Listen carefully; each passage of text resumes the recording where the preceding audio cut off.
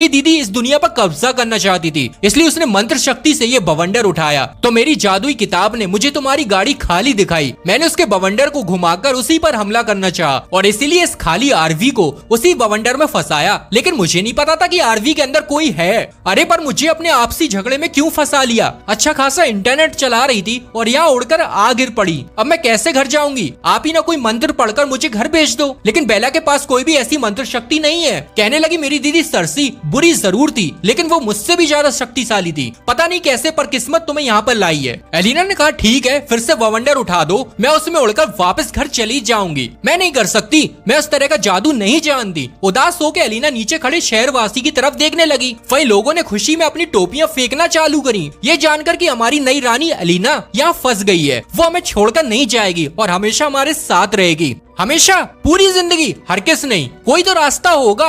बेला ने जादुई किताब के पन्नों को दिखाकर समझाया कि इस दुनिया के कई राज्यों को जादूगर ही चलाते हैं। जैसे ब्लू सिटी को सरसी चलाती थी, येलो सिटी की रानी मैं हूँ, वही मेरी छोटी बहन मेलेडी पिंक सिटी पर राज करती है। बेला फिर उसे नक्शे में एक जगह दिखाती है जहाँ गुडविन नाम का सर्वशक्तिशाली जादूगर राज करता है। उसके पास जाओगे तो वो तुम्हें तुम्हारी दुनिया में पहुंचा देगा, लेकिन उस तक पहुंचना आसान नहीं है। इस सफर में तुम्हें कई खतरों का सामना करना पड़ सकता है और अगर सच में उस तक पहुंचना है तो मैं रास्ते में किन्हीं 3 लोगों की मदद करनी होगी, जिससे गुडविन की एमरल्ड सिटी तक जाने का रास्ता खुल जाएगा। एलिना बोली यहाँ लोगों की रानी बनने से अच्छा है कि मैं घर वापस जाकर अपने डैड की जिद्दी बेटी बनूं। राज करना मेरे बस का नहीं, तो बताओ रास्ता कैसे जाना है? तो मैं पीला रास्ता पकड़ लो और इस रास्ते को छोड़ना मत किसी भी कीमत पर, वरना भटक जाओगी और तुम्हारा सामना कई खतरनाक राक्षस और बुरे जादूगरों से होगा। इस पीले रास्ते पर आखिर में तुम्हें एमरल्ड सिटी मिलेगी जहाँ गुडविन राज करता है। और ये बताकर बेला गायब हो गई। दूसरी ओर शहर के लोग तो अभी भी चिल्ला रहे होते हैं कि तुम ही हमारी रानी हो, लेकिन एलिना को किसी तरह बस यहाँ से खिसकना था तो जाने लगी।